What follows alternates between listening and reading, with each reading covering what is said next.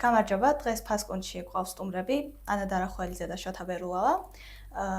ფსიქოლოგები, ფსიქოთერაპევტები, ფსიქოლოგიის სკოლა ანიმოტერმის თანადამფუძნებლები და დღეს განვიხილავთ ფსიქოლოგიას, მასზე შექმნილ მითებს და რას აკეთებს ანიმოტერმი ამის, ასე რომ ვთქვათ, დასამარცხებლად და ამ მითების გასატეხად. მე ვარ ბარბარე მელიქიშვილი, ფასკუნჯის მოსწავლე, ანიმოტერმის მოსწავლე და მოდი დავიწყოთ. პირველ რიგში მაყურებელს რომ ავუხსნათ, რა არის ფსიქოლოგია?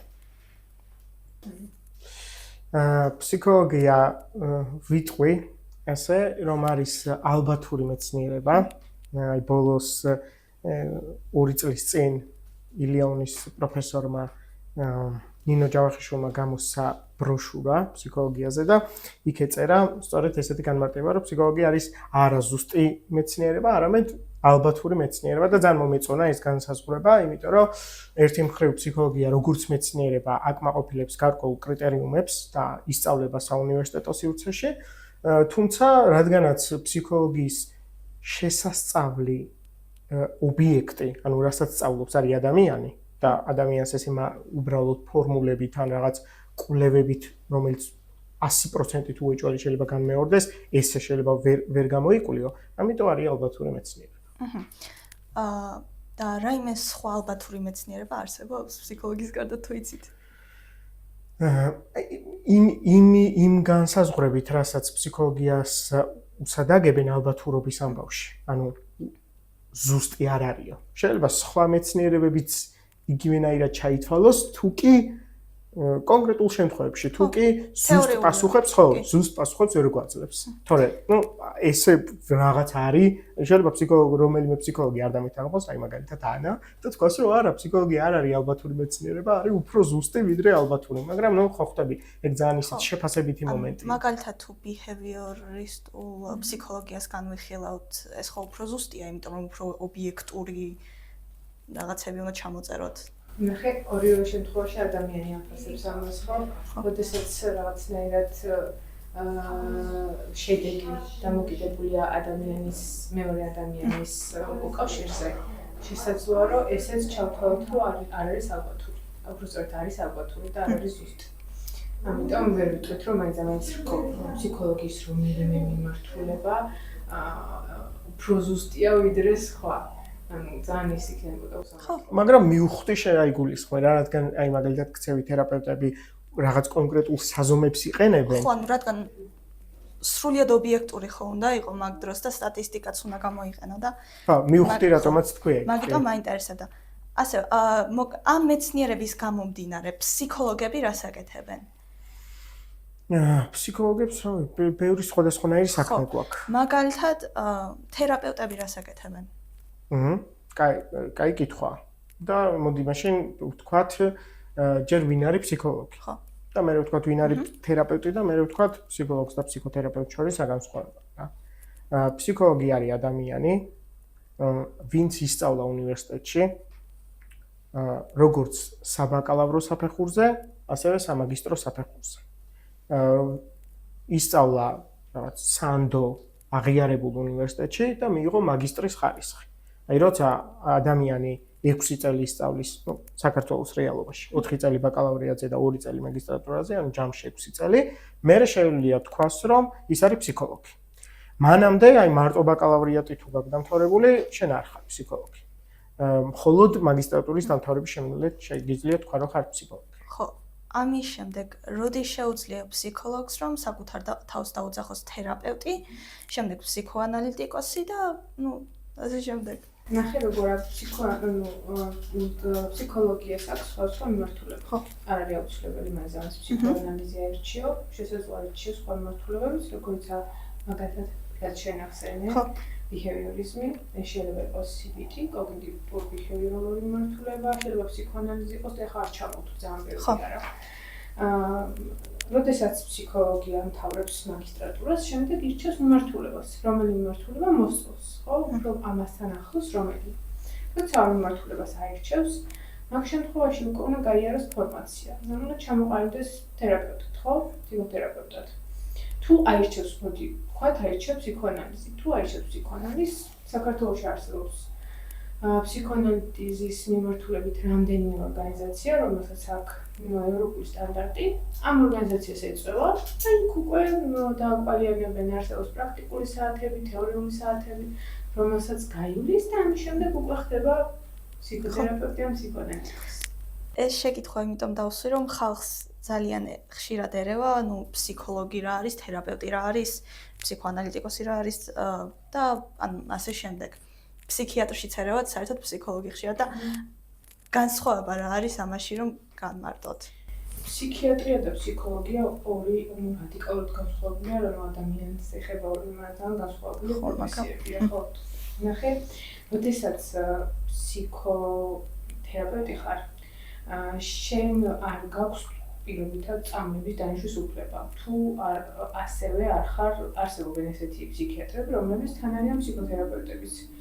თუ ორივე პროფესია გაქვს, შეგიძლია რომ დანიშნო წამლები, მაგრამ თუ მაგალითად მარტო ფსიქოთერაპევტი ხარ, ამ შემთხვევაში ატარებ მხოლოდ თერაპიებს და ფსიქიატრი უშუალოდ თუ მარტო ფსიქიატრია, ფიზიკურად ვერ დაჯდება და თერაპიას ვერ ჩაგიტარებს, ხო? იკვლევს შენ ანამნეზს, სვამს კონკრეტულ დიაგნოზს, თუ არის დიაგნოზის საჭიროება, ან დიაგნოზის დასმის საჭიროება და შესაძლოა დანიშნოს მედიკამენტები. ან შესაძლოა რომ გადაამისამართოს ფსიქოთერაპევტთან და ფსიქოთერაპევტმაც ასევე გადაამისამართოს ფსიქიატრთან. აი რომ შევაჯამოთ ახლა რა კითხვაც დასვი, ანუ ყველა ფსიქოთერაპევტი თავისთავად არის ფსიქოლოგი. იმიტომ რომ ისე ვერ გახდები ფსიქოთერაპევტი თუ ფსიქოლოგი არ ხარ. ყველა ფსიქოლოგი არ არის ფსიქოთერაპევტი. იმიტომ შეიძლება მე ვიყო ფსიქოლოგი, მაგრამ არ მინდოდეს თერაპიების ჩატარება, მაგალითად მარტო კვლევებს ვატარებდე, ან უნივერსიტეტში ვასწავლიდე. ანუ არ გავხდე თერაპევტი რა. და როგორც ანამ თქვა, ფსიქიატრს და ფსიქოლოგს ან ფსიქოთერაპევტს შორის განსხვავება ის არის, რომ ფსიქიატრი არის ექიმი, სამედიცინო განათლება აქვს, ფსიქოთერაპევტს არ მოეთხოვება. კარგია რომ გქონდეს და რაღაც ნაწილობრივ გვაქვს რაღაცა განათლება რა ამ მიმართულებით, მაგრამ ჩვენ არა ვართ მაგაში სპეციალიზებული რა, ფსიქიატრები რაღაც სამედიცინო განათლების მქონე ადამიანები არიან. ანუ საბოლოოდ რომ შევაჯამოთ, ფსიქიატრს სამედიცინო განათლება აქვს და არის ლიცენზირებული რომ წამალი გამოწეროს და ფსიქოლოგს არა. და თერაპევტს არ შეუძლია. ფსიქოლოგს ისედაც აქვს და ანამ რაც თქვა, ეგ ძალიან მნიშვნელოვანია რა.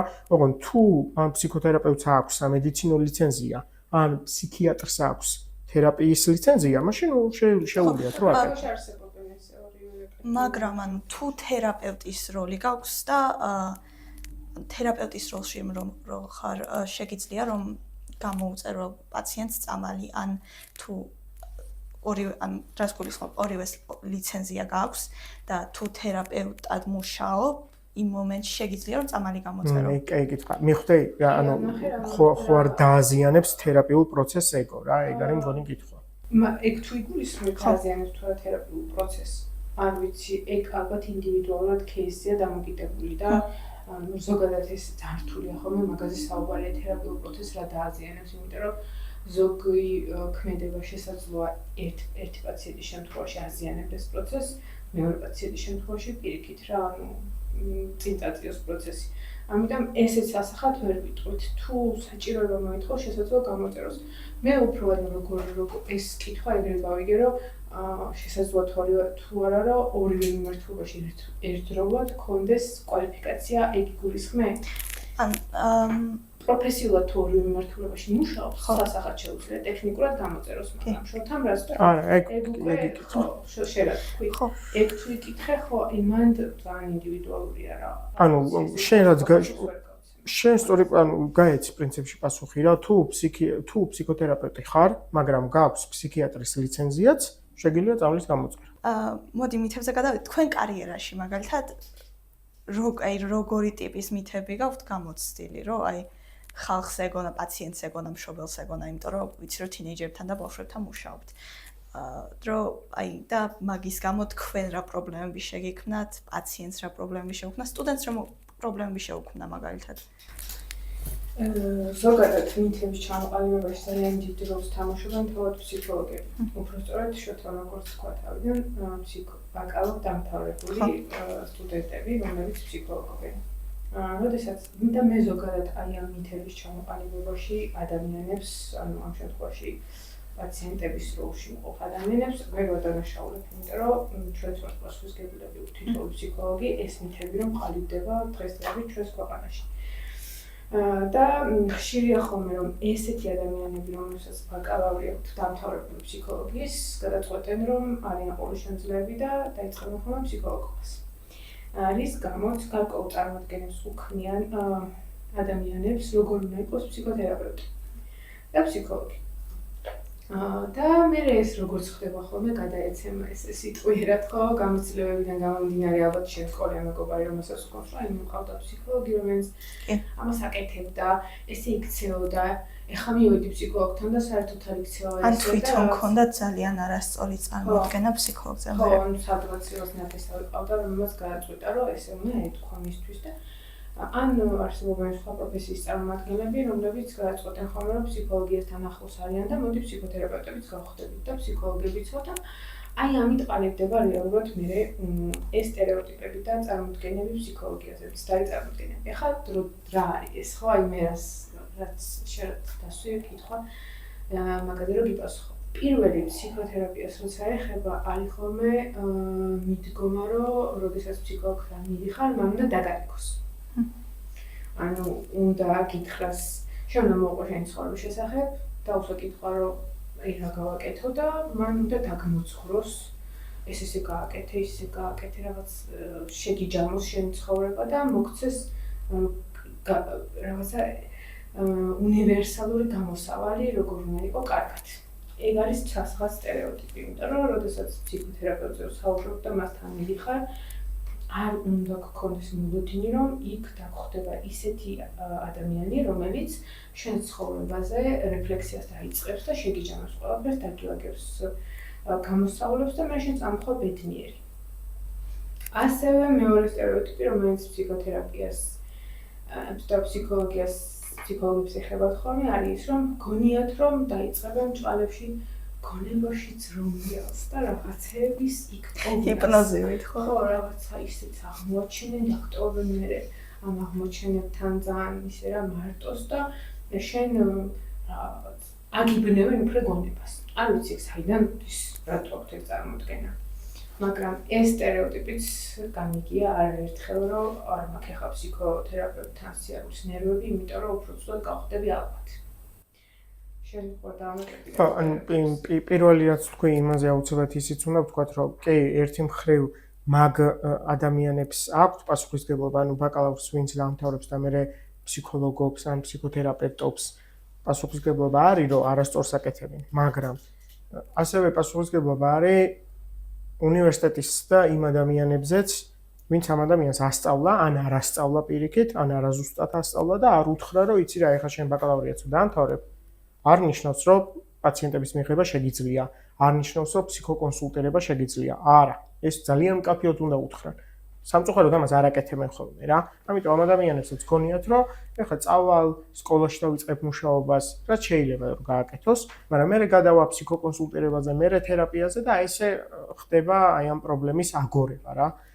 კიდევ ერთი მნიშვნელოვანი მითი და სტერეოტიპი არასწორი წარმოდგენა არის ამ ფსიქოთერაპევტებს როგორ უყურებს საზოგადოება, რა გაგებით, რომ რა უნდა გააკეთოს ფსიქოთერაპევტმა. ანუ ხშირად ადამიანებს გონიათ, რომ ფსიქოთერაპევტები, როგორც ანამ თქვა, არიან რაღაც ყოვლისშემძლეები, ყველა პრობლემას დაგილაგებს და მეორე, რომ პირიქით, მათთან არ უნდა მიხვიდე და სირცხვილია ფსიქოთერაპევტთან მისვლა, რაც ძალიან დიდი პრობლემა არის დღესაც სამწუხაროდ და ბევრი წელია, მიუხედავად იმისა, რომ მაგალითად 10 წლის წინ მდგომარეობას თუ შევადარებთ დღევანდელ მდგომარეობას არ იცვლილება უკეთესობისკენ და ახლა უფრო ცოტა ადამიანს რცხვენია ბჭყალებში ფსიქოთერაპიაზე მისვლა, მაგრამ მაინც არის ეს პრობლემა რა, იმიტომ რომ სამწუხაროდ ჩვენთან ადამიანებს გონიათ, რომ ფსიქოთერაპევტთან რა თმინდა მისვლა, რამე კი არ მჭირს, აი ეს ფრაზა, ან მე ჩემი თავის ფსიქოთერაპევტი ვარ, ან ფსიქოთერაპევტი რა თმინდა რა ვიღაც მყავს და იმას დაველაპარაკები და ასე შემდეგ. ანუ ეს არის ერთ-ერთი ყველაზე მტკივნეული სტერეოტიპი და მითი და ვინც დადის ფსიქოთერაპიაზე, ზოგჯერ ეს სტერეოტიპი იმდენად დიდ გავლენას ახდენს ამ ადამიანებზე, რომ რცხვენიათ. და შეიძლება ანუ რა თქმა უნდა არ არის საჭირო რომ იძახო ხმამაღლა რომ მე ფსიქოთერაპიაზე დავდივარ და რაღაც ეგ არავის არ მოითხოვება, მაგრამ სირცხვილის განცდას განიცდიან და მე გონიათ რომ რაღაცა საშუალებენ თუ ფსიქოთერაპიაზე დადიან. კაი ეს არის საუბარი რომ ახსენე თერაპიაზე ზოგადად ხოლმე ალბათ შეიძლება თქვა რომ თერაპიაზე დადიხარ მაგაზე ეგ შენი გადასაწყვეტია. შენი გადასაწყვეტია, მაგრამ ხშირად არის ხოლმე სამეგობროში ხდება საკუთარი თერაპიების განხილვაც რა. რაც სახათაზიანებს პროცესს. რა თქმა უნდა, მათი სურვილი არის თუ უნდა შეუძლიათ ისაუბრო, მაგრამ არის ხოლმე მომენტები, რომ ხო სხვა მეგობარი დადის ფსიქოთერაპევტთან, ახლა არც არის ფსიქოთერაპევტი, რომელიც რაღაც სხვა მიდგომით მუშაობს და შეიძლება ეს მიდგომა არც იყოს გამართლებული. ამ დროს შენ, რომელიც დადიხარ თერაპიაზე, შესაძლოა იმდენად ფრუსტრირდა შენი პროცესით. რეალურად ფსიქოთერაპია რაცაა? რომ რაღაცა უნდობლობა გაგიჩნდა შენ თერაპევტის მიმართ და იმ პროცესის მიმართ და ძალიან რთულია ხოლმე თერაპევტისთვის მაგ პროცესის გამიჯვნა მერე და ასე მართვა, იმიტომ რომ გარე რეალობიდან შემოდის ისეთი რაღაცა, რაც რამაც შესაძლოა შეგიშალოს ხელი და ეს პასუხისმგებლობა არის ხოლმე სასახად იმ მეორე თერაპევტზე, რომელიც რაღაცა ისეთი მიმართულებით მუშაობს, რომელსაც შესაძლოა მიმართულებაც ვერ დავარქვა. მაგრამ ასე თუ პაციენტი დადის თერაპიაზე, არ არის რეკომენდირებული მაინც და მაინც ამის სხვაებთან განხილვა? ეგ ფორმულირება მე მომწონს. ანუ რეკომენდაცია არ არის სასურველი, ახლა მისინება რა თქმა უნდა, მაგრამ მე პირადად მაგრამ შეიძლება ოღონდ ანუ სიარულის თქმა ეგ კი არა. აი დეტალურად განხილვა ამან ხა ის მითხრა ის მე ეს უთხარი, აი დეტალების მოყოლა ჩემი აზრით არ არის რეკომენდირებული. თორემ ნუ მაინც მისი გადასაწყვეტია. თუ მას რაიმე აი შეკითხვები აქვს საკუთარი თერაპევტის ადეკვატურობაზე, მაგალითად რაღაც დონეზე ფსიქოლოგიური ცოდნა აქვს და გონია რომ რაღაცებს რასაც აკეთებს საკუთარი თერაპევტი არ არის ასე რომ ვთქვათ სწორად მიღებული ან ეთიკური მაგ სივრცეში და უნდა რომ ნუ ვიღაცასთან მივიდეს და ეს განიხილოს. ამ დროს რა ხდება? ეგ არის ძალიან კაი კითხვა და ეგ კითხვა უკავშირდება იმას, რაც ცოტა ხნის წინ ვთქვი. რა ფსიქოთერაპევტი საქართველოში სამწუხაროდ ყველა შეუძლია რომ დაირქვას, ოღონდ რეალურად წესით როგორ უნდა ხდებოდე. როგორც ვთქვით, ხო, რომ როცა მაგისტრატურას დაამთავრებ, მე უნდა მოძებნო ადგილობრივი ორგანიზაცია ან საზოგადოება და იქ გაწევრიანდე. ეს რაღაც ფარული ის კი არ არის პროცესი. ეს საჯარო არის და ვისაც აინტერესებს, მაგალითად, ჩემზე. და მე ამ წუთას ვარ საქართველოს ფსიქოანალიტიკური ფსიქოთერაპიის საზოგადოების წევრ კანდიდატი. ჩემთან დაკავშირებით ვინმეს რამე პრეტენზია თუ აქვს, კითხვები თუ აქვს და ასე შემდეგ, მას შეუძლია რომ მიმართოს ამ საზოგადოებას, ოფიციალური საიტიც არსებობს და წევრები არსებობენ და იქ განიხილება მე სადისციპლინო კომიტეტზე ჩემი საქმე. ეხლა შენ კითხვა რატო არის ჩემთვის საინტერესო? ნახე სად მივდივართ, თუ ადამიანმა არ იცის ვისთან დადის, აი მან ჩნდება უკვე პრობლემა. ჩემ შემთხვევაში შეიძლება რომ ვიღაცას მიმართო, ხო? ანუ მე რომელ ორგანიზაციასაც წარმოვადგენ. და როცა ფსიქოთერაპევტი ესე ირქმევს საკუთარ თავს ფსიქოთერაპევტად, ფრილანსერად რომ მუშაობს, უხეშად რო ვთქვათ რა, და არავისთან არ არის ანგარიშვალდებული. და ესე თავისით მოუნდა ამის გაკეთება. აი მან უკვე პაციენტი ძალიან ზიანდება. ამიტომ რა არის საჭირო, სად არის ამ ორგანიზაციასთან რომ მუშაობდეს ფსიქოლოგი, ხო? ნახე, გამოსავალი არის რომ ადამიანებმა უნდა იცოდნენ რომ მიდიან სპეციალისტთან, ის სპეციალისტი საიდან გახდა ეს სპეციალისტი, რომელიმე ორგანიზაციას წარმოადგენს, ვისთან არის პასუხისმგებელი, ვისთან თანამშრომლობს და აი ეს არის საჭირო რომ იცოდეს წინასწარ, რომ უფრო დაცულად იგრძნოს თავი. ოღონდ რაც შოთან თქვა, ეგ კითხვები გაგიჩნდება იმ შემთხვევაში, თუ ფსიქოლოგიაზე რაიმე წარმოდგენა გაქვს. ანუ თუ შენ გადაწყვეტ ფსიქოთერაპიას და ფსიქოთერაპევტთან სიარულს მინიმუმ რაღაც დონეზე თეორიული ცოდნა უნდა ქონდეს ფსიქოლოგიაში. მე არ ვამბობ, რომ ხა ფროიდი იცოდე, ფროიდის დაშრომები იცოდე, ან რაღაც სხვა მიმართულებაში ქონდეს გარკვეული თეორიული ცოდნა. არა, უბრალოდ ვამბობ ელემენტარულ რაღაცებს რა. რა არის ფსიქოლოგია, რას ნიშნავს ფსიქოლოგი რო იყო, რას ნიშნავს ფსიქოთერაპევტი რო იყო და ვის შეიძლება მივენდო საქართველოში. მაგისთვის გარკვეული ცოდნა გჭირდება რა. ესე ჩემმა დაქალმა მირჩია, ჩემმა მეგობარმა მირჩია, არა, ფსიქოგანათლება არის ძალიან მნიშვნელოვანი, რომ თუ შენ გადაწყვეტ ფსიქოთერაპიაზე სიარულს, ჯერ გქონდეს გარკვეული წარმოდგენა რა არის ფსიქოთერაპია. აი აქ მივედით მიმართულებებიც იცოდეთ. ეხლა მივედით აი შენი კითხვის ერთ-ერთ მნიშვნელოვან კომპონენტთან, რომ რა პრობლემებს ვხედავთ დღეს საზოგადოებაში და მითები და სტერეოტიპები. ერთ-ერთი მთავარი გამოწვევა არის ფსიქოგანათლების არასაკმარისი დონე. ანუ ადამიანებმა არ ვიცით, ქართულმა საზოგადოებამ არ იცის, რას ნიშნა ის კითხვები, რაც ანამ დასვა. რა არის ფსიქოლოგია, რითი განსხვავდება ფსიქოთერაპევტი ფსიქიატრისგან, ფსიქოლოგი ფსიქოთერაპევტისგან და ასე შემდეგ. ეს ყველაფერი რომ ვიცოდით და საინამ უნდა ვიცოდეთ. აი მაგალითად ეს შენი პოდკასტიც ამას უწყობს ხელს, ხო? შენი მაყურებელი ახლა გაიგებს ამ ამბავს, რაც ძალიან მნიშვნელოვანია. ესეთი პლატფორმები, ესეთი პოდკასტები რომ ბევრი იყოს, ჩემი აზრით უკეთესი იქნებოდა, რომ ადამიანებს ჰქონდეთ წვდომა მეცნიერულად სანდო ინფორმაციაზე. და არა ის, რომ ეხლა შოთას რაღაც მოუნდა, მოაფიქრდა, ლექცია ჩაატარა და იმას დაარქვა რაღაც სანდო ინფორმაცია. ანას ნათქვამს მინდა რომ დაუბრუნდე. ან როგორც გავიგეთ, ძალიან ბევრი არასწორი ინფორმაცია ვრცელდება თვითონ ფსიქოლოგიის ბაკალავრეტებისგან, რომლებმაც არ მიიღეს ალბათ საკმარისი ინფორმაცია, ან არ იციან, რომ ჯერჯერობით ფსიქოლოგები ვერ იქნებიან. ძალიან ბევრი ადამიანისგან გამიგია, რომ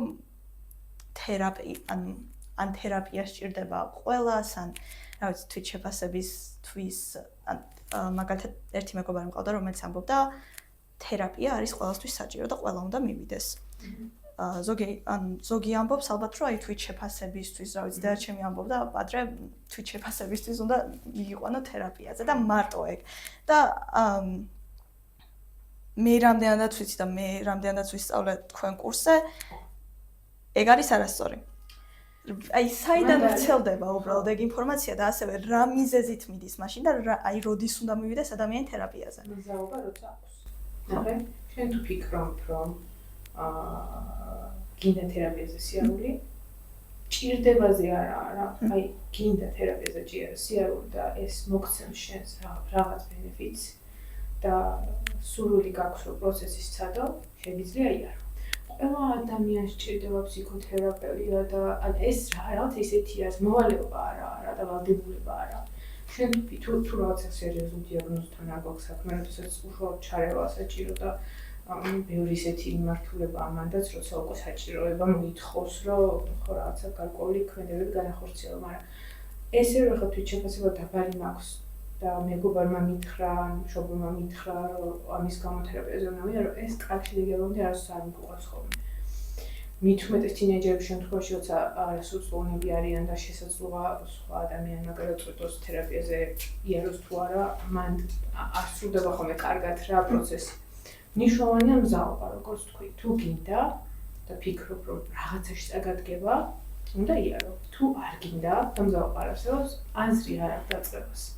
ანუ თუ ის განცდა გაქვს, რომ შეიძლება სცადო, ოკეი, სცადე, მაგრამ თუ კატეგორიულად არ გინდა, არ უნდა დაიწყო რა, მანდ არის საჭიროებაზე რა, უფრო მე ჩემთვის პრიორიტეტულია სურვილი, რამდენად აქ ადამიანის სურვილი რომ იაროს თერაპიაზე. მაგრამ ასე ხომ შეიძლება რომ ადამიანს არ ვიცი არასწორი ინფორმაციის გამო ეგონოს რომ თერაპია სჭირდება. მე რამდენადაც ვიცი თუ შენს ყოველდღიურ ფუნქციონირებაში არ გიშლის ის არ ვიცი ფიქრები, ფოთოები ან ნებისმიერ რამ რაც რის გამოც თერაპიაზე მიდის ხალხი, შეგიძლია რომ მის გარშე გაძლო.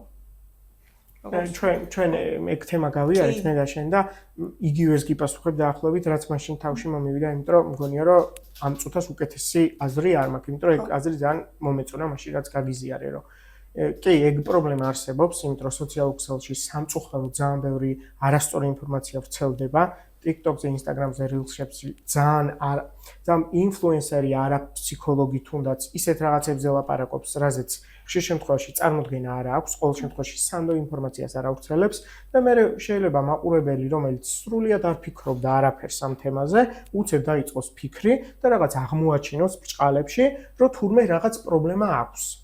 ამიტომ ეგ პრობლემა დგას და მაგ კუთხით რომ ეხა უცებ აღმოაჩინო ჩემ თავში რაღაცა და ვეცე უცებ ფსიქოთერაპევტს რომ არ იქამიშველე, ხო, შეგიძლია მაგის გაკეთება, უბრალოდ დასაფიქრებელია, რომ საიდან წამოვიდა ეს სურვილი, საიდან წამოვიდა ეს мотивация.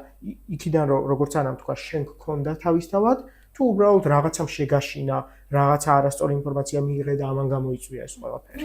მაგ შემთხვევაში თუ შფოთვა არსებობს, შეგიძლია გაისაუბრო ამ ფსიქოკონსულტანტს, ამ ფსიქოთერაპევტს, რომელიც ხო, ეგეც გასაუბრება ხო არის მაგამდე, რომ ანუ პირველად კონსულტირებას ჩაატარებთ და კონსულტირების საფუძველზე შესაძლოა რაღაც უკავშირი დაგიბრუნოს. თუ შფოთვა არსებობს, მაგრამ ძალიან მნიშვნელოვანი რაღაცა შეეხე შენ ახლა ეს თვითდიაგნოსტირების ამბავს და ზოგადად პლატფორმებს, სადაც გარკვეული მენტალური ჯანმრთელობის პროცესების განხილვა ხდება, თუნდაც თინეიჯერების მხრიდან.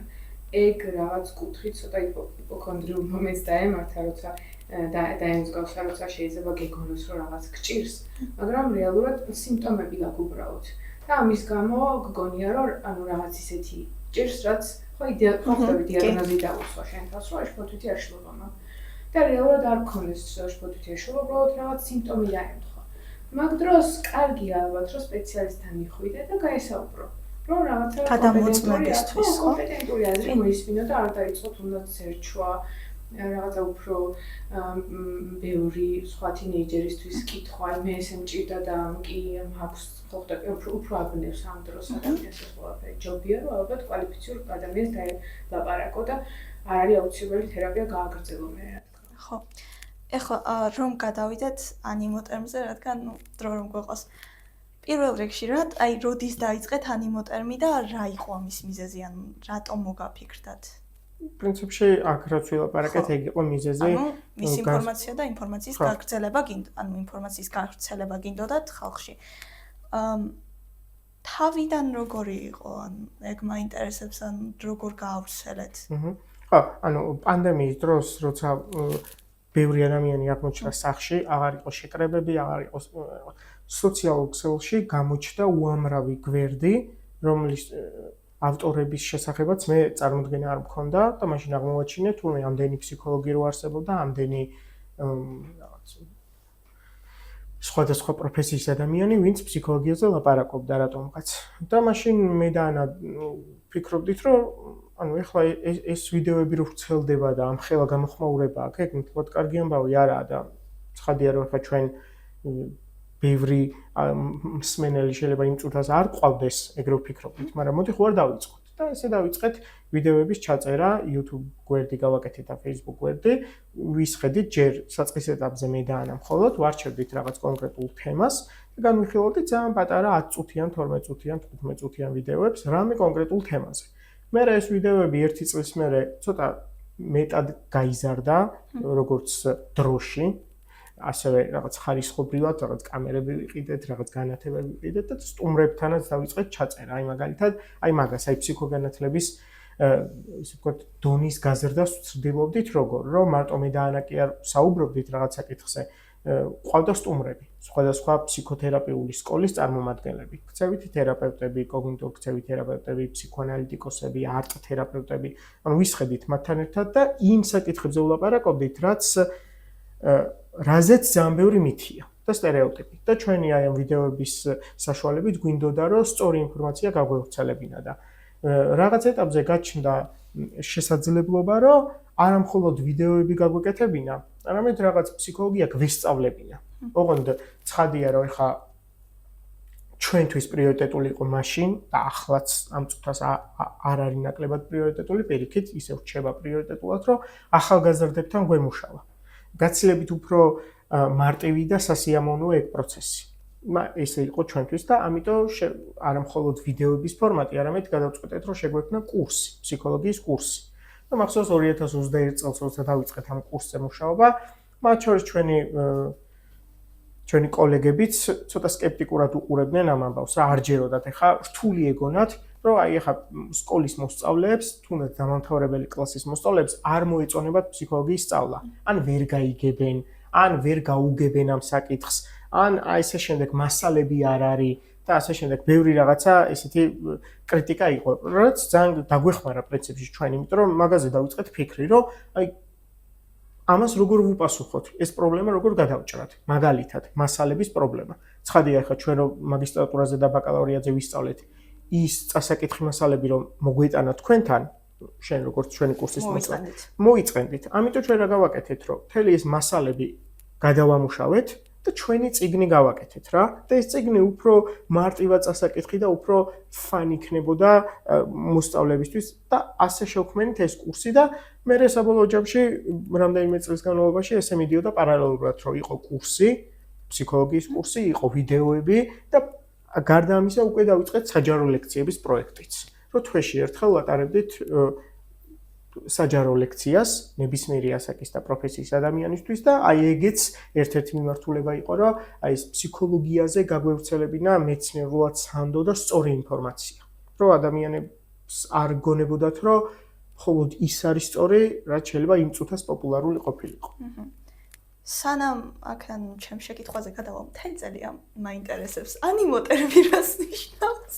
მე და მთელი წლის განმავლობაში როგორც პასუხობ, უნდა დაელოდო აკერდო და ერთ-ერთ ვიდეოში გვაქვს სხვათა შორის ეგ ახსნილი. ასე რომ უყურე მიაგენი მაგ ვიდეოს და იქ არის დათქვა.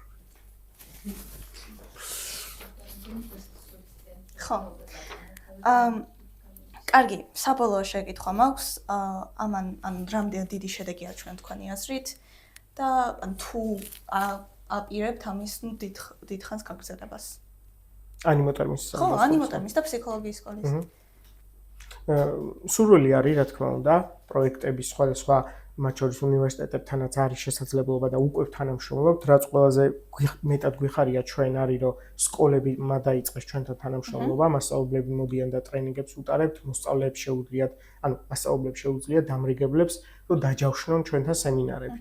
და სემინარებს ვატარებთ, ეგ ძალიან გვსიამოვნებს და მოგწონს და გვინდა მაქსიმალურად გავაგრძელოთ იმის გათვალისწინებით, რამდენად შეგვეძლება ბევრი რაღაც ფაქტორებზეა დამოკიდებული და რაც შეეხება შედეგს, ჩვენ თავიდანვე ეგრე ვქონდა გადაწყვეტილი რა, რომ ეს საქმე რაც ჩვენ ავირჩიეთ, ვერ იქნებოდა ძალიან პოპულარული. იმიტომ რომ სამწუხაროდ ეგეთი რაღაცები არ არის პოპულარული. სამეცნიერო რაღაც აკადემიური შინაარსი არ არის ისეთი ყურებადი და მოსმენადი, როგორც უფრო გასართობი ან უფრო რაღაც ზედაპირული clickbait სათაურების მქონე ვიდეოები. ამიტომ ჩვენ ზუსტად ვიცოდით, რომ ეს ჩვენი საქმიანობა იქნებოდა ექსკლუზიურად ვიწრო ადამიან, რა თქმა უნდა, ყველასთვის ჩვენი კარი ღია იყო, მაგრამ ვიცოდით, რომ კონკრეტული ინტერესის მქონე ადამიანები მოვიდოდნენ და ესაც ვითარდება რა, ნელ-ნელა ვიზრდებით, კონკრეტულ ადამიანებს ვაწვდით ძალიან სიღრმისეულ უცოდნას და იმედია, რომ ესე გავაგრძელებთ სამომავლოდაც. მე მგონი, თან ანას